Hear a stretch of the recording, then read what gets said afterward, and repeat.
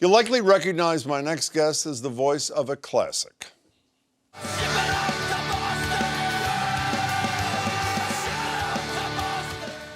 Now the Dropkick Murphys are releasing their 11th studio album, This Machine Still Kills Fascists. That's out tomorrow.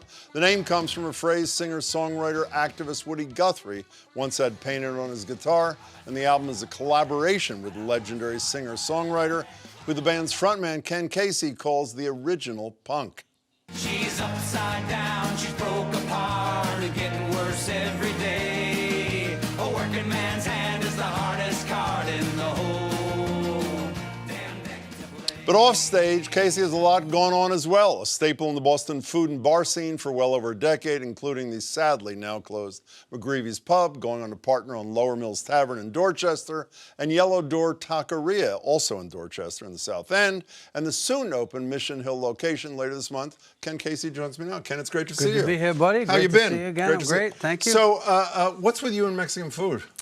Who doesn't love tacos? Okay. You know, in my travels, I've expanded my palate, and because I would think, especially growing up, Boston wasn't necessarily known as a place to get a great taco. But I've been lucky enough to spend a lot of time traveling around, and I thought it would be fun to bring the concept on home. Well, you know, I'm going to taste some of this in a minute. You pretended a minute ago that you had something to do with cooking this, which is total BS, I I have should the say. video Raise on your my right phone hand to prove it. and tell me I had something to do with cooking this. God, we have a little fryer later in the green room. I dropped that fish in myself, and yeah, made it myself. Should I try the fish? The fish is my favorite on the menu. Is it? So yes. What kind of fishes? Do you have any idea? It's local haddock. Yep. And you helped cook this. Ken Casey helped cook this, so he says. Caught it this morning. Oh my God. Oh, that is fabulous. Actually, that really is fabulous. Mango puree, pineapple. You know.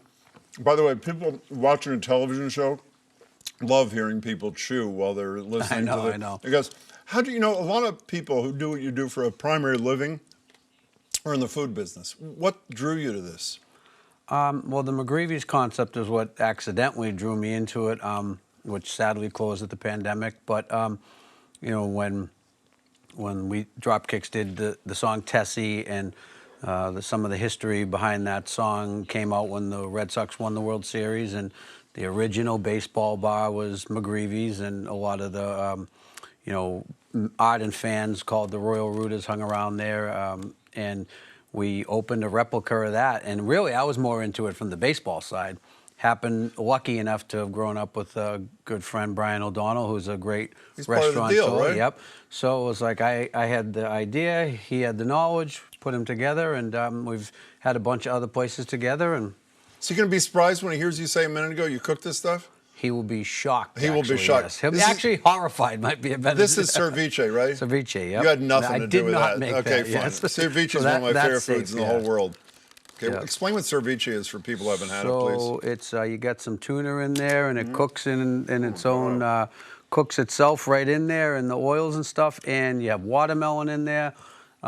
Amazing, goes great on the chips and salsa, and chips and guac are my absolute favorite on the menu. I had the guacamole last night. I had delivery from your joint. Yeah. Is unbelievable. You know when you go into an Italian place and you just fill up on bread and on the food, that's what I do with the chips and guac. I'm full by the time the tacos come. So. Pick the avocados, by the way. He told me that last week somewhere. I absolutely did. Well, we'll keep eating in a second. So Yeah. the CD is coming out tomorrow. As I said, the title, This Machine Still Kills Fascists. Explain this incredible connection between the Guthrie family and you guys. Sure. So 20 years ago, Nora Guthrie, who's Woody's daughter, she's in charge of the archives of all Woody's hundreds and hundreds of pages of lyrics that he never put to music. Maybe he had in his mind, but he never recorded it, never wrote down the music. And at the time, 20 years ago, Nora's son, Cole, who was a teenager at the time, was a Dropkick Murphys fan. He said to his mom, I think Grandpa would have got a kick out of these guys. They have a lot, you know, in common for things that we sing about and whatnot. And we got invited down to go through the archives 20 years ago. At the time, you know, holding the actual pieces of paper he wrote these songs on. That's exactly what I was going to ask. What does that feel like to know that his hand touched this thing that you're touching right there? I kept getting yelled at. It was a special temperature-controlled room. I had to wear these special white gloves, and it literally just sat on my hands. And the woman in charge, not Nora, but the woman in charge of the room would say, so you have to be more gentle. And I said, it's just sitting in my hands. But Woody would always date when, when the song was written. When you think about it, a lot of these songs were written mid-30s through mid-50s. I mean, how much happened in the world in that period? So to have that date really shed so much light on, what was happening when he wrote it. And yeah, it's just amazing. So experience. you guys pulled, just so I understand, the unreleased lyrics and you put music to it. Having yes. no idea, really, obviously, what he would have done with the music. Yeah. So, I mean, it goes without, you guys are huge. But then there's Woody Guthrie. Yeah. I know it's not the first time you've used some of his lyrics. How intimidating is that to do that? It would be extremely intimidating if it wasn't for the fact that Nora has been so kind to us and said, like, you have my trust. I know that, how highly you think of my father. I know how much you respect his work, and it's in your hands, and I trust you. And after being told that and believing it, he felt like, okay. And we would always run every idea by her, but she never once would say, I don't like that or change that. She just said, you have my trust, and I think, my father would be proud of it. How's that feel? Knows? Yeah, it feels good, man. This album is all acoustic because we wanted to give it some nod to how Woody would have done it. Obviously it's a little different, but and we got to go to the town that Woody was born in, Okemah. Yeah, we recorded the album in Tulsa, but we went to Okemah, and we're walking down the street shooting videos, playing the guitars, and people would just pull up. You're here for Guthrie, and they took us in some back room of a place that had all kinds of other Guthrie archive stuff, and just it's just so much history, and yeah, it's awesome. What did Nora think of the CD? Yeah, she loves it, and we have a part 2 already done that'll come out next year, and we did a movie on it, so we really got to do it was really nice going beyond just the music and being able to document the whole process. We've never done that during a recording and whatnot. So I hate to break the mood, but what's this thing? That's chicken tinga. You have chicken who? Chicken tinga. Yeah. We usually fry the avocados as well. This is going to go all over the place. But we were definitely afraid that the fire alarm was going to go off back there, so we tried to keep down our fryer as much as possible. This is your last opportunity to tell the truth when you say you cooked this. Do you want to say that one more time, or do you want to recant what you said? Well, full disclosure, I just cooked the fish. You just cooked the fish. I didn't have a hand in the chicken. That's not what you said at the beginning of this thing. I want to be clear on that. Okay, fine. I did fry the churros. We're getting to that when we get to dessert time. Before you go, we talk a lot on this show, as a lot of people do in America, about white nationalism, violence from some of the MAGA crowd. The difference is we talk about it and you confront it. And I'm going to talk to you about that for a minute. Here's you and your mates, I think in Pennsylvania earlier this month. Here it is. If you're out there buying those f***ing hats that these swindlers are selling at that f***ing fair, I'm sorry, kids, I know there's kids here, then you're part of the problem, and I'll tell you why. Because you're being duped by the greatest swindler in the history of the world. You're being duped by a bunch of grifters and billionaires who don't give a shit about you or your family. I think most people know there's that famous thing with a Nazi on the stage. I think it was 2013 in New York City. Obviously, you tried to enjoin these neo-Nazis here who are using one of your songs.